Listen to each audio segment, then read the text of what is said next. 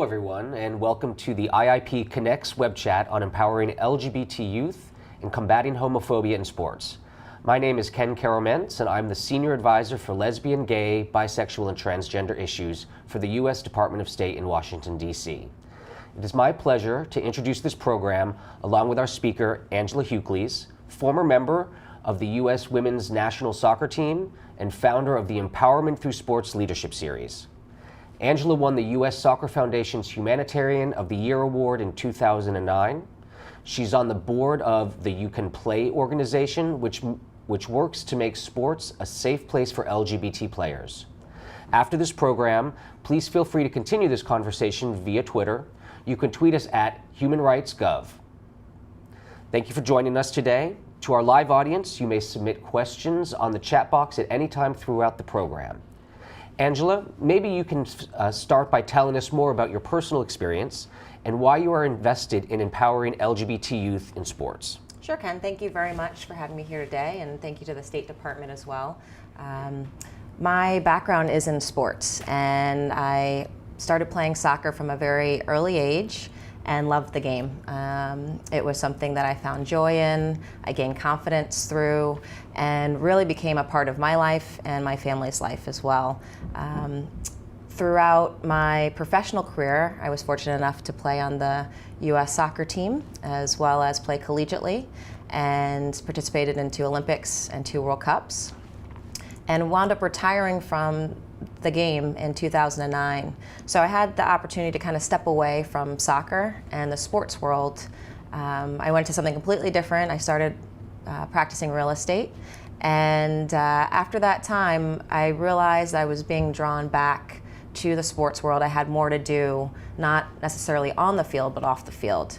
That's when I founded the Empowerment Through Sport Leadership Series. And my whole mission and purpose is to really find ways to help empower girls and women, especially using the vehicle of sport. It's very important to me, being a member of the LGBT community, to find ways to help raise such an important issue, to raise awareness and to create change of equality within the LGBT community, specifically with youth and with girls and women. So that's kind of my background and why it's very important to me to be involved in this issue. Being gay is a human reality. It's part of our human experience, and it's an issue of human rights. So it's very important that this is a conversation not just for lesbian, gay, bisexual, and transgender people, but for all people. I work with the You Can Play organization, which specifically targets the sports arena, creating a safe place for all LGBT members. And the motto of this is, if you can play sports, if you can play soccer, if you can play basketball, no matter what your ethnicity, your sexual orientation, you can play. Yeah. So I've been involved with that organization and do a lot of speaking towards these issues. I think that we definitely find that straight allies are so key in the effort for defending and promoting the human rights of LGBT individuals. It can't just be our LGBT brothers and sisters who are part of this fight, but we really count on the leadership and support from our friends, our family members, our colleagues, our fellow athletes. Right. What can you say about working with straight allies in this effort, and who have you found has been particularly helpful in supporting your work and your goals? Sure, I agree. It's super important to have our straight allies be supportive, and they can do this in different ways. It's lending an ear, especially to the youth. There are a lot of young people out there who are dealing with issues of being bullied because of their sexual orientation and just who they are. So really reaching out, making it an availability for young people to have that opportunity to be heard, to really take that chance to listen to someone who might just need a little bit of extra support. Right. And not just that, but also speaking up. I've been very fortunate to have had a good experience through my lifetime of support from my family, from my friends, from my teammates as well. And just knowing that is very empowering, and just a feeling of overall safety as well. I mean, this sort of phenomenon of bullying is getting a lot of play in the news here in the United States and really overseas as well. Right. I've been working with a number of organizations, in Europe, in Latin America, and elsewhere that focus on bullying in general, and LGBT bullying as part of that. But it's really something that is affecting so many youth these days, and it's critical, the work that you're doing, I think, to make sports a safe space. Right.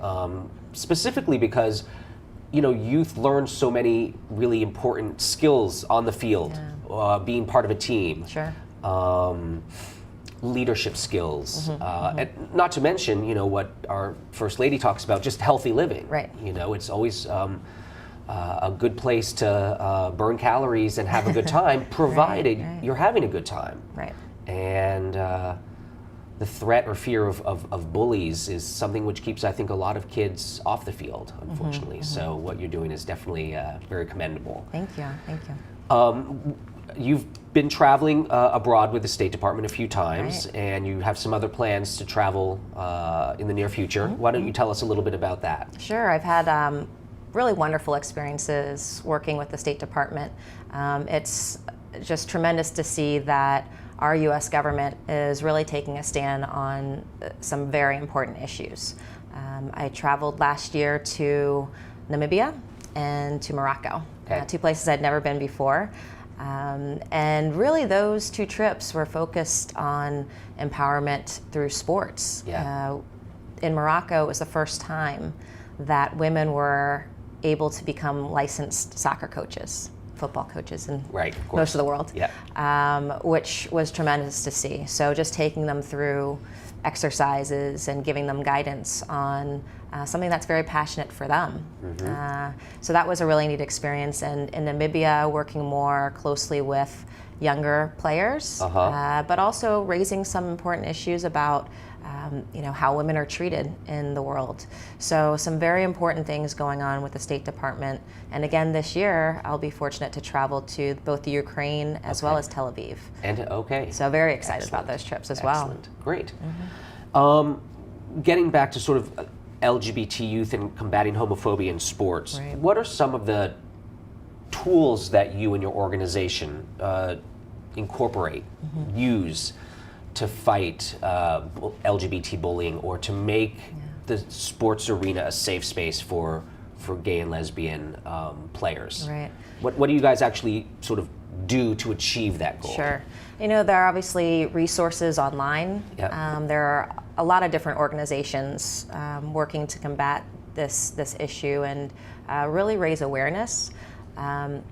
What You Can Play specifically does, partnering with other organizations, but doing panel discussions and speaking at universities. We've really targeted professional athletics as well as collegiate athletics.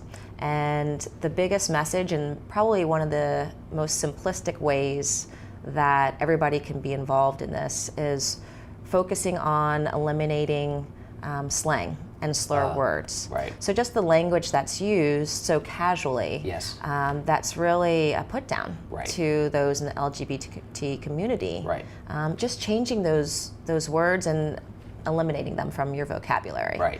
Because if you're in the locker room, if I'm on my team and I hear one of my teammates saying, "Oh, well, that's just so gay." Well, that's a put down. You're using that in a negative way. And me as a gay individual, I'm thinking, well, is that person not going to like me? Am I not safe here? So really being aware of that, and also, once you have those words eliminating from the vocabulary, really taking a stand and saying, listen, we're not going to tolerate this language. We're really going to support our teammates because, as a teammate and when you're on the field, your teammates, and you're right. working together. That becomes your family. Right, and your goal is to win. Right. And you got to win together, and you got to bring your best. Exactly. That's the focus. It's, what do That's they the say? focus. Bring your A game. Bring your A game every day. Exactly. Very Yeah, good. Yeah. Well, we will now turn it over to questions submitted by our online audience. We would like to welcome live viewers from Queer Sport in Barcelona, in addition to online viewers from Serbia, Kosovo, and the U.S. Our first question is, what has been the hardest challenge you faced when working with LGBT youth? That's a great question. I think what's challenging when you're working with LGBT youth is what's available to them and what type of support are they receiving. Not everyone has a supportive home environment coming out as a gay or lesbian youth. So I think the challenges there are, as a young person, you might not have as many resources as an adult. Right. So really trying to help them create that community of support, whether it's coming from a parent, whether it's coming from a coach, a teammate, a friend, someone within the school or education community. Yeah. So I think that's probably the biggest challenge that I've seen working with youth today. Have the It Gets Better campaign, and there are a number of campaigns out there focused on sort of youth. Right. Have you all, or are you aware of, let's say, straight allies in the sports world who have made statements, comments, videos along those lines that have been successful? I would imagine if I were, a young gay athlete, college level, high school level, whatever, perhaps haven't yet come out of the closet, Right. that hearing messages of support from pro athletes could be a really important thing to hear at some critical times in one's life. Definitely. I mean, I think that's one of the great things that I've seen through the You Can Play group, using the NHL, the National Hockey League, which unfortunately has a reputation of being one of the most homophobic sports leagues in our country. Right. But there have been straight allies, male hockey, big, strong, burly guys up there stating, listen, it's okay to be who you are. Yep. I will support, my gay teammate. Yep. But it's nice that people who have that platform using sports to really make a statement that is such an important human issue. Absolutely. And same thing with some players recently in the National Football League. Yeah. Recently with the Super Bowl, just having comments coming out. Right. So really being able to tackle this issue head on with some important sports figures. I'd be interested to learn, and maybe you will, in your upcoming travels, hear if this movement that you're a part of is also taking hold in other parts of the world. Right. If there are soccer players, soccer stars, from other parts of the world who are also standing up. And of course, soccer or football, as it's known throughout the rest of the world, is the most popular sport for good reason. And hearing from folks like Beckham, I guess, or others. Great example. Yeah, can really help at some critical points. So our next question is, what resources are available for combating homophobia or supporting LGBT issues in other countries? And I think maybe I'll speak a little bit to that. The State Department for a number of years has been focused on the human rights of LGBT individuals. And we have our annual human rights report, which we write for every country of the world. And for about the past 7 years or so, we have included a section on sexual orientation and gender identity, which every year gets a little bit more robust and includes information about, what's it like in that country? Is it criminalized to love who you will love? Can that land you in jail or worse? There are still, I think, 6 or 7 countries in the world where loving who you want to love can end up, highest penalty of the death penalty, which is obviously shocking in 2013. Right. And this is something that the State Department is working on and is working with other governments, NGOs, civil society organizations all around the world to try and decriminalize love, right. and make the world kind of a safer place for LGBT individuals. Our embassies kind of all over the world are hosting events, meeting with LGBT activists and advocates, and also in many ways, in some places where,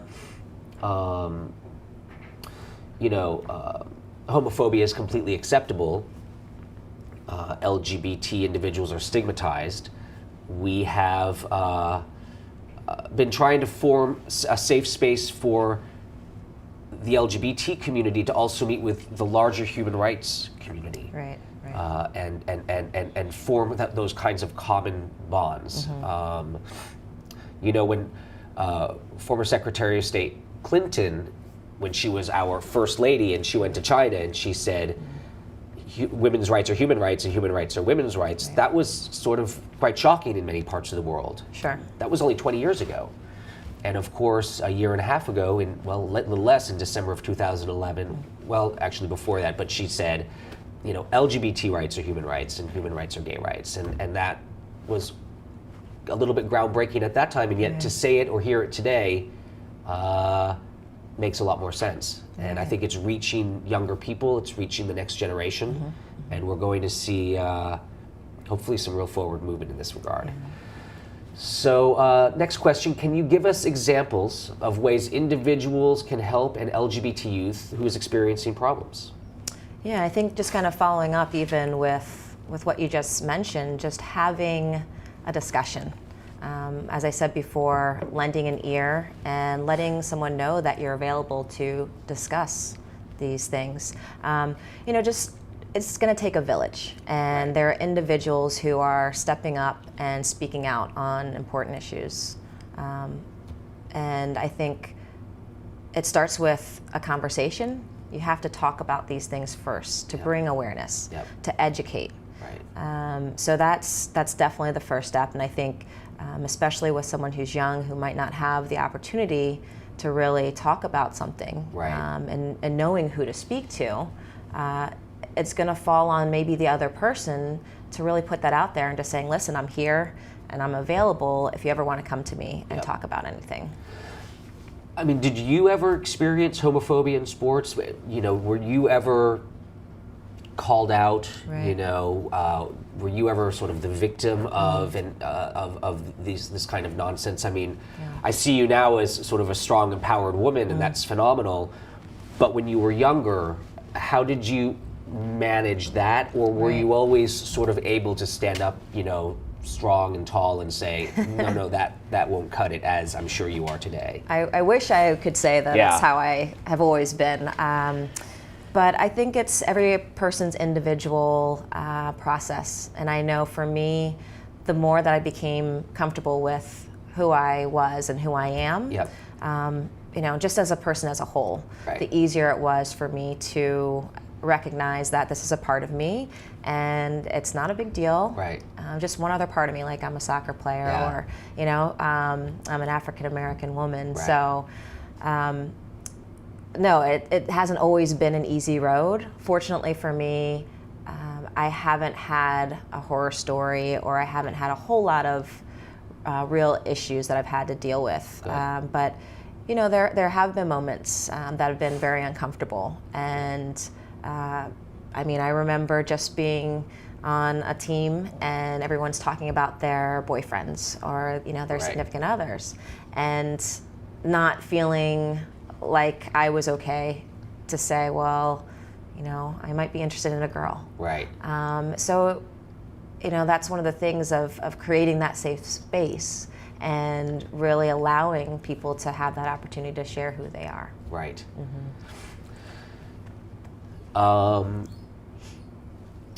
So how can we combat bullying on the field in countries where homophobia is the norm? If it's everywhere in the community, how can focusing on the sports world help? Right. I think that's a great question. One of the things that I love about sports is, you touched a little bit on this before, that it offers so much. It offers ways that you can learn about leadership. Yeah. It teaches you how to deal with different personalities, on a team sport. Yeah. Sports teaches you about life, not just on the field, but off the field. And that translation is so important. So using sports as this vehicle, it's an opportunity that people are having fun. Yeah. They're having a great time playing a sport. It makes it more comfortable to talk about hard issues. Okay. Historically, we've seen that sports crosses boundaries of politics. Right. I think the Olympics is a great representation of differences, setting aside differences to go ahead and have a healthy competition in a sports and safe arena. Yeah. So the same thing applies when we talk about LGBT issues, when we talk about anti-bullying. These are different ways in which we can raise some really important topics in a safe way. Yeah. Because Yeah. this, as we said, this is your family. Right. Your sports team becomes a family, and it becomes your peers, your social group. I'm wondering if sports were successfully used in other sort of civil rights movements. Mm-hmm. I mean, obviously the integration of Jackie Robinson Exactly. into the Major League Baseball, Right. back 50 years ago, I'm not even sure. Yeah. Was something that we all still remember. Right. And women in sports is also incorporating women into sports has Yes. been a real push that the United States government has taken on since Title IX. Yeah. Back in the 70s, Right. something along Yeah, those lines. yeah. So, this is sort of the next step Right. in many ways of that. Can you talk at all about efforts in that regard, especially, I guess, well, as an African American and a Sure. woman, you may have some Exactly. good examples of both of those. Yeah, I cross all, You all do, boundaries yeah. there. Yeah. No, I think we can really look at this, and that's why it's a human issue. Yeah. It's I love what you said before about how it's just a part of the whole, right. part of your person. Exactly. Yeah. Exactly. Yeah. So obviously with race issues, Yeah. sports has served as a way to really highlight inequalities and differences that were not fair in our past. Right. Well, and most importantly, it demonstrates that regardless of color, gender, social, sexual orientation, gender Exactly. identity, if you're good at what you're doing, you're good at what you're doing. Right. If you can play, you can play. Right. Exactly. Which is a great name for the organization. Exactly. Yeah. Yeah. And it's such a great way to really show that these things don't matter, and I mean that in the sense of we're all human beings. Right. It doesn't matter what we look like. It doesn't matter how we identify, but we're all human beings, and that's why we're all in this together. And it's a fun way to really put some of these differences aside, or have a discussion about it. Yeah. And you look at the baseball league when the men went off to war and the women were able to play. Right. Right. Sure. So another great way that you're bringing in an environment that you didn't necessarily think some of these things could exist. So during your career, where did you find sort of more progressive sports communities, and in which countries did you find more challenges? Right. Well, I think even just... I mean, as a member of the national team, Right. you didn't just play at the Olympics, but you also played in other countries too, correct? Definitely. Okay. I did lots of traveling, Yeah. playing with the U.S. team, which bet. was phenomenal. Yeah. And a great experience to really see other cultures, Yeah. meet other teams in different countries, Yes. make friends, across the world. And Did you play on every continent? no. That's always my goal as a yes. Foreign Service officer, is to live on every continent. Right. So, Oh, yeah. that's a great goal. That's fun. Yeah. No. Tremendous opportunities with playing with the U.S. team, but very fascinating to explore some of these differences. And what I thought was interesting is very much what we're talking about. It's when we're on the field, Yeah. you don't necessarily see this team as a different culture and kind of picking out all the differences. Right.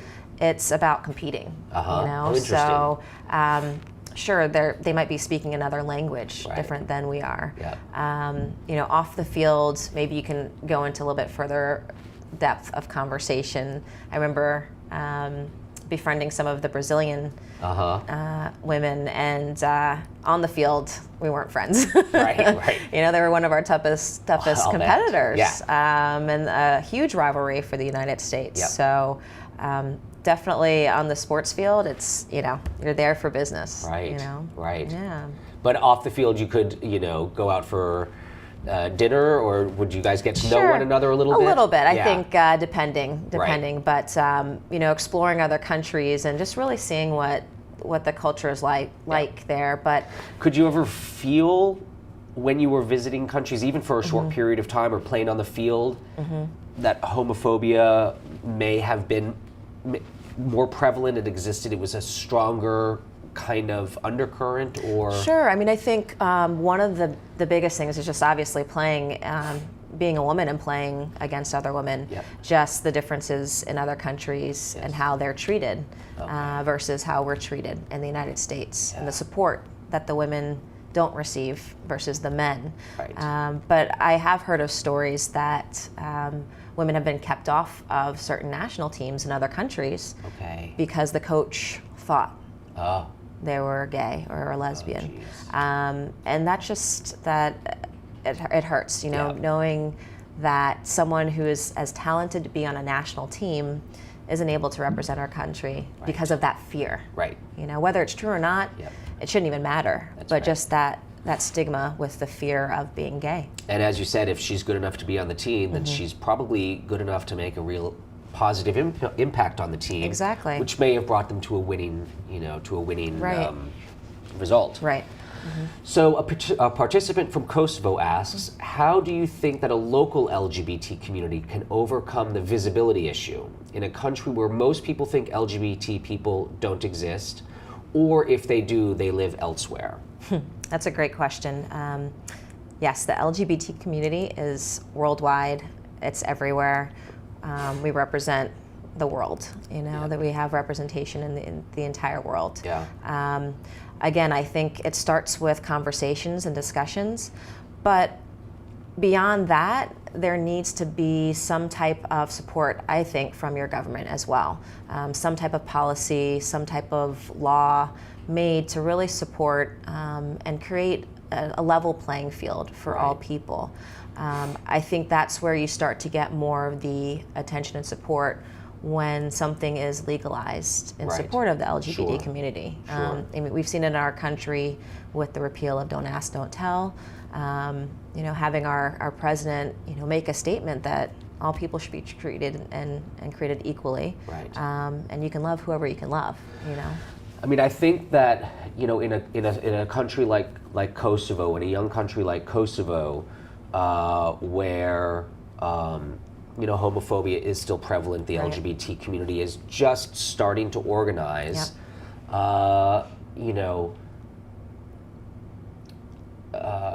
It can be a little bit tough. Definitely. But I think that as the community is organizing itself, I think forming a soccer team just to sort of play at the neighborhood level or the just for fun is a great way to kind of bring the community together. And it also provides an opportunity for LGBT individuals with those interests to find one another. Right. It's remarkable here in Washington, D.C., we have an organization called Team United, I believe. And they have a whole host of different sporting teams, whether it's soccer or football, American football, or baseball, or all these different kinds of teams. And it's a totally different group of folks who go and enjoy that kind of environment and that kind of community as those who enjoy going to, say, the gay bar or coffee shop or that kind of community center, those sorts of other outlets which we've created over the last sort of 40 or 50 years of the movement here in the United States. And I think also to that point, what sports does provide is that opportunity for people to get to know you as an individual, and you as a competitor, as a teammate. without having that identity of being labeled as something. Right. So I think that's another great opportunity that we can see through participating in sports. Right. You know? And I think it's also important, you know, for the global audience that this is an effort which takes a lot of time. Right. As much as we wish that full equality existed here in the United States already, of course it does not, and we know that. Right. And we recognize that this conversation is one which is ongoing and will continue here at home. And in other parts of the world, the conversation is just getting started. Yeah. And you know, it takes time, and it takes a lot of effort. But if you know, the fact of the matter is that throughout the course of history, human rights have expanded. Right. And they will continue to expand until all people are truly born free and equal. Exactly. And dignity and rights. Exactly. And that's what the State Department is working toward, that's what the U.S. government is working toward, that's what other governments around the world are working toward. Right. And it's wonderful to be a part of that conversation and to you know, have you here today with us and to talk about this other angle, this of this effort. Right. So the Gay, Lesbian, and Straight Education Network, or GLSEN, just released a new study about LGBT athletes in middle and high school. They find that many of these students experience harassment, assault, and discrimination that negatively impact their overall performance in the physical education courses. What can educators and fellow students do to make these spaces safe? I think definitely, you know, targeting, say, the locker rooms. I know in sports it's great to use a lot of visuals, having the team coming up with different guidelines or rules, but I think by having the team really make this issue something of importance, by making a statement, taking a stand, saying we will support all people, regardless of, you know, ethnicity, sexual orientation, starting there as a team. You know, making that feel comfortable and safe, and seeing how that filters out, because that's a controlled environment. Yeah. And one that, again, it's focused on working hard and having fun, but really kind of figuring out a way to engage, you know, people in a sports environment, I think is going to be a great way to do it. I guess I'm sort of wondering, like, on a day-to-day, you know, or on the first day, like, how do you, you know, like, is you know, the call on day one that the coach or the phys ed teacher, you know, should sit the class down and say, now listen, these things are not acceptable, and sort of lay the groundwork from the first day? Is this something that you find needs to be repeated throughout the year? Both. Okay. Yeah, both. I think. So set the standard on day one. Set the standard. And then repeat it when required. Definitely. I think, you know, as we said, we're going to have to keep talking about these things. Yeah. It's not just you bring it up once and everything's solved. Yeah. You know, we know that's not true. Right. But, you know, setting that precedent. Yeah.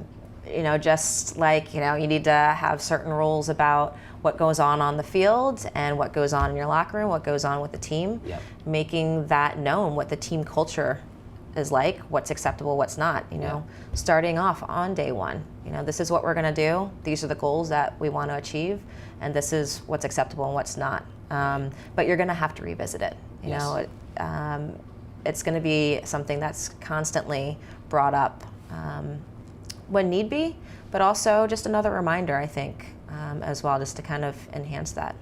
Definitely. Who was there to listen to you?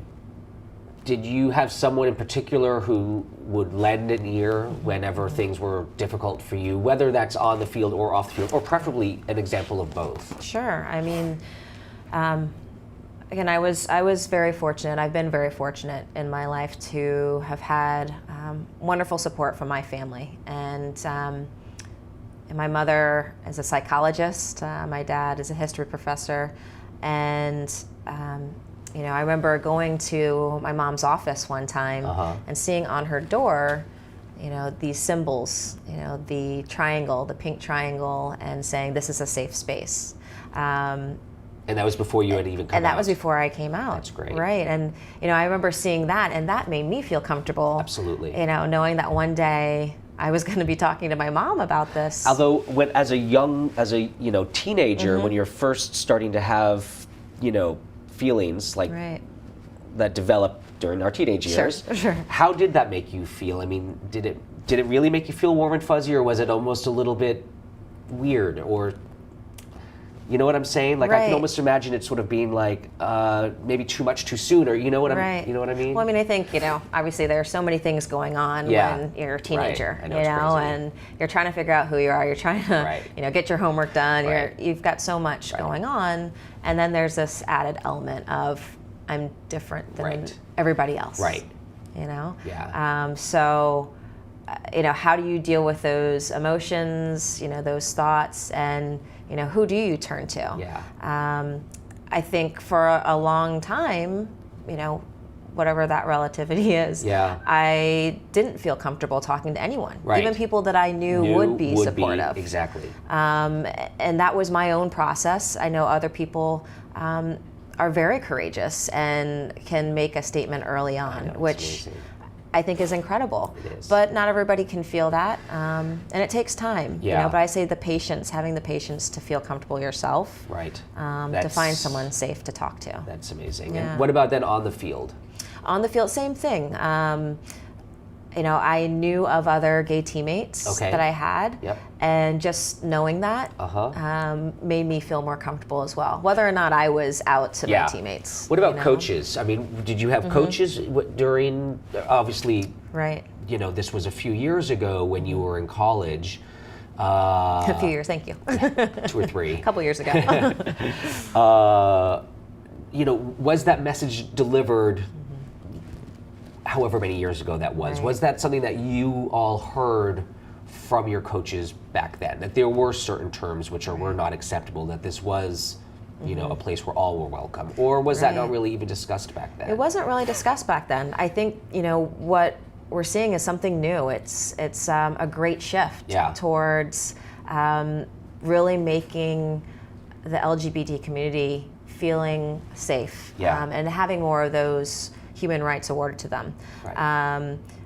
I know it's hard with coaches too, because some coaches that are a part of this community don't feel safe themselves for fear of maybe losing their job, how parents might respond to them coaching their daughters, this recruitment of you're turning my daughter or son into a gay person. So, coaches have had a tough time as well trying to figure out what those boundaries are. And so, my experience kind of growing up and collegiately, club level, it's not really coming from the coaches, whether they're straight or gay. But I think that's what's great to see now, is that there's a change. What's not coming from the coaches? The leadership to fight homophobia, or the homophobic comments? The comments. Okay. Well, I should say... Or both. Bringing it up, making it a standard that this is not acceptable. It wasn't really touched upon. At all. And now we're starting to see that. And now there's a shift, a very positive shift, which is great to see. What your organization, does it target? I know you target that there's a real focus on professional sports, and you've talked a lot about collegiate sports, college level, university level teams.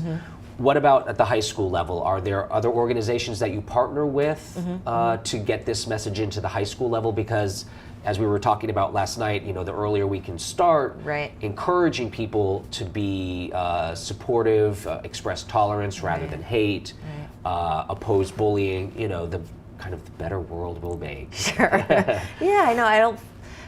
With the You Can Play organization, it is more focused right now on the professional and collegiate level. The hope is that by more discussions, from our older groups and community, that'll trickle down. And what I'm seeing just in my daily life is younger people.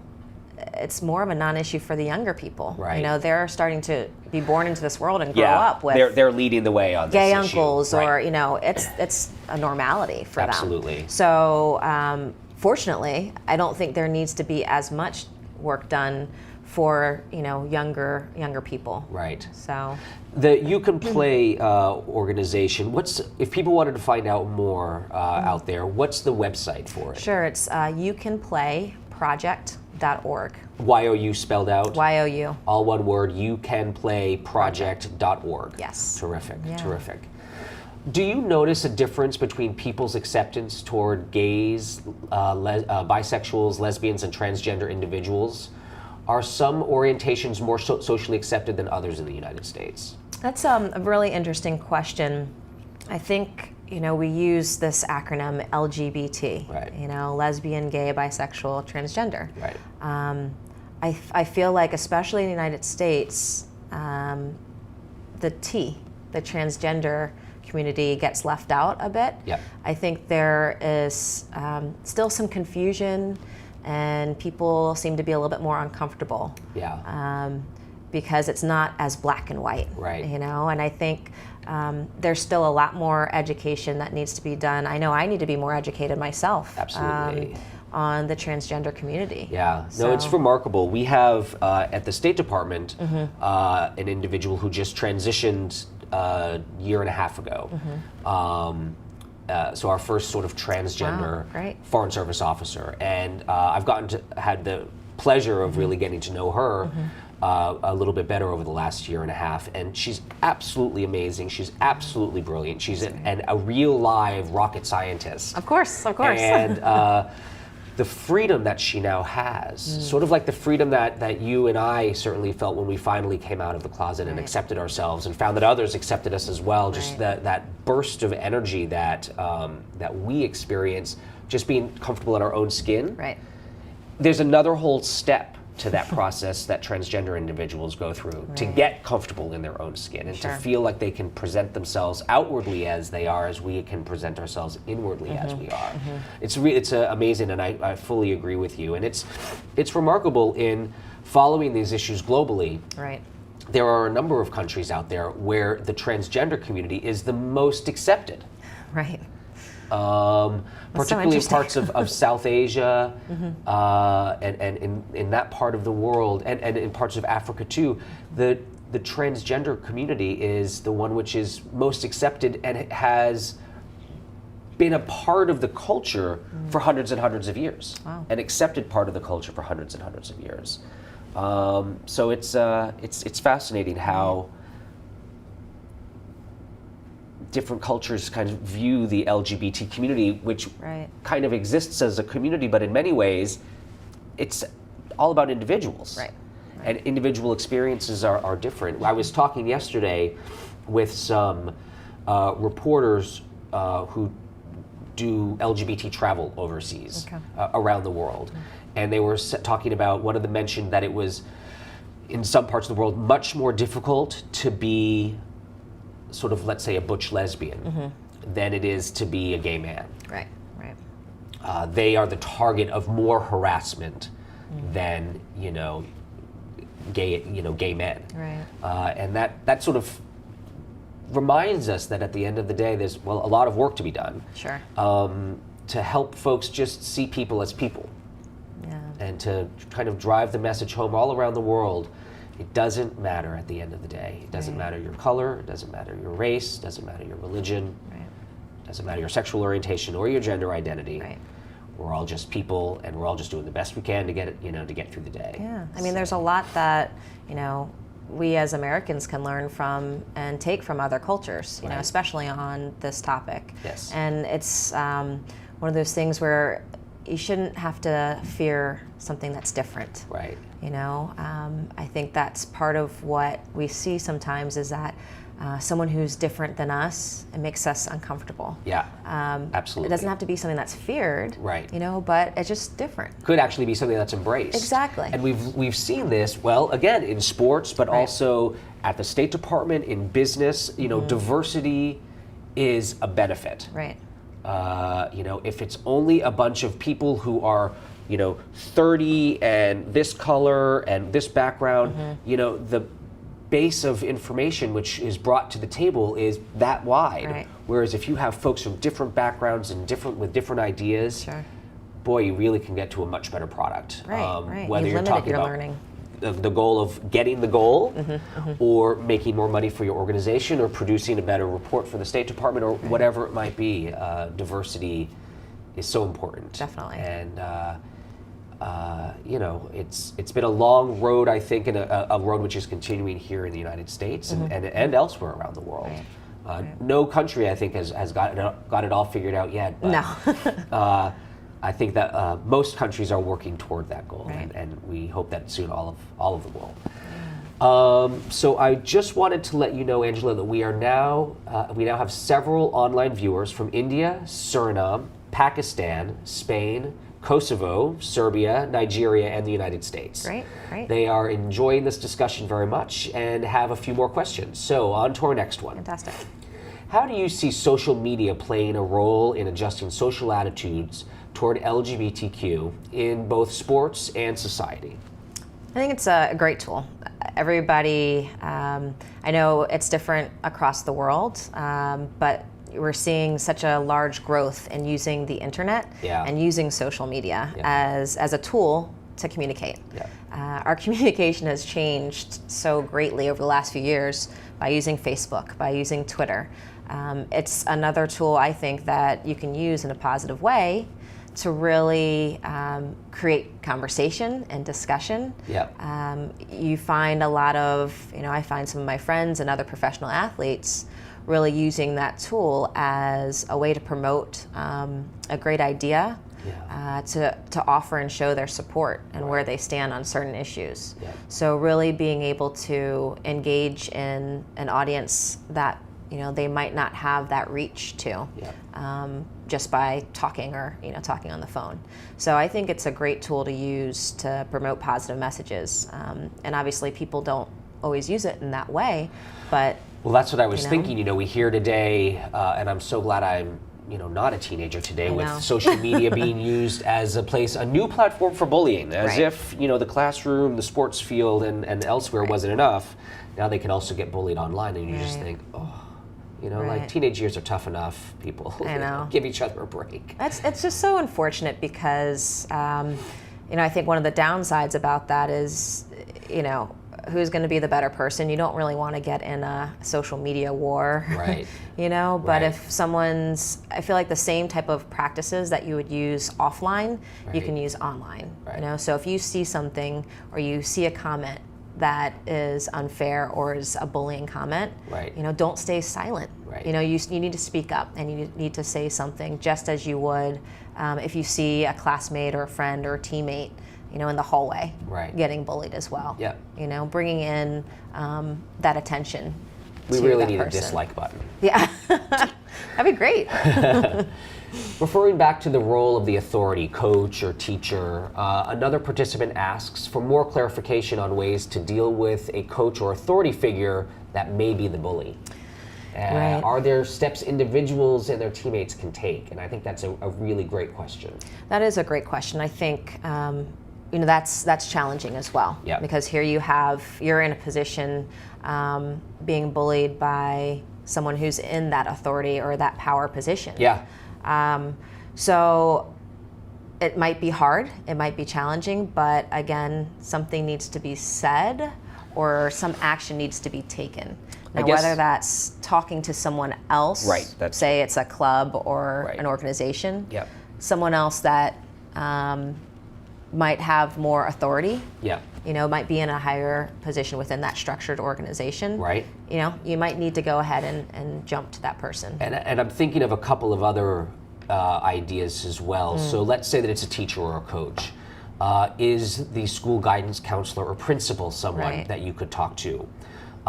Could the parents, could your own parents help? Definitely. Could maybe a classmate's parents help? Let's say that you're lesbian, I'm straight. My parents, however, have already gotten to know you, love you, think you're the greatest thing ever. Would they be willing to reach out? Another idea maybe is there a local NGO that focuses on LGBT issues or bullying issues that could take that message, that you could reach out to and say, hey, we've got this coach at my school or this teacher at my university who's really saying some terrible things. Could you all engage? We've seen that actually here at home, even recently with some teachers who have come out with saying some really insanely ridiculous things against LGBT students, people who are in their care. And there are organizations here at home, Parents and Friends of Lesbians and Gays, PFLAG, the ACLU, and other organizations which have really stepped up and let it be known that that's not okay. Right. I don't know if there are other ideas, but I think you're right. In general, identify who your allies are, who are at that person's level, or maybe even superior to him or her, and ask them, see if they can intercede on your behalf. Because you're right, as a student or as a player, to combat that kind of language on your own can be very challenging. Right, and again, it's not necessarily when I'm saying speak up or take action. Right. It's not necessarily directed towards that person who is being bullied. Yes. You know, a lot of times it is more powerful for the person who's observing to speak up. Right. Or, you know, like you said, figuring out who that ally is that can speak on your behalf. If you're the person being bullied. So it's a community effort. It takes a village. You know, it needs to be an issue for all people, not just the LGBT people. Yes.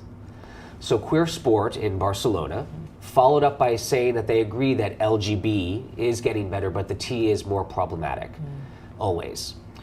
What about people who identify as queer? When politicians are not interested in transgender issues, is there a way to change politicians' mindsets? It's a very interesting question as well. You know, I think you have to look at what action can be taken. Again, if you're having some type of policy change, that's great. You know, whether it be going around within your community, you know, having some type of ballot or having some type of physical presence, you know, to really show the politicians that this is an important issue. And it's not just me, it's not just this one other person, but listen, we have hundreds or thousands of people that feel like this is an issue. And bringing that awareness and that attention to it.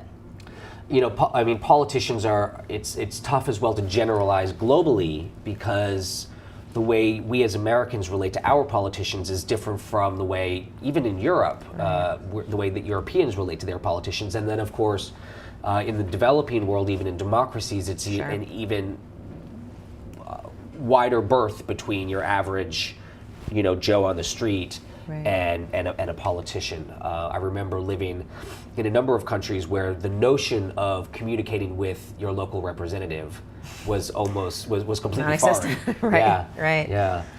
At this point, we have enough time for one more question, and that question is: through the course of your life, you have seen positive developments in combating discrimination and homophobia in sports, thanks in part to organizations like You Can Play. As we look to the future, what is a final message you'd like to send to young LGBT athletes who may have tuned in today or will watch this chat later online? That's great. I think the last message I would like to leave is that stay true to who you are. You know, stay courageous, have patience, and know that the change that you might want will take time. It can be scary, it can be painful, but it doesn't mean that you're wrong. Right. You know, so really stay true to yourself. And as we've seen historically for so many issues, to have this type of change in a positive direction, it's going to take time, it's going to take effort, it's going to be hard, but it can and will happen. And I think, you know, stay true to yourself, even if that's just to yourself. Remember that, you know, everybody out there has value and worth. And even if the messages that are around you don't support you, know that you are needed and loved and cherished on this earth. And keep that close to your own heart. I love that. Yeah. Thank you again to our online audience, and a special thank you to Angela Hugleys. Thank you. A recording of this program will be available on the Connects portal page after about 3 business days. Thanks for watching.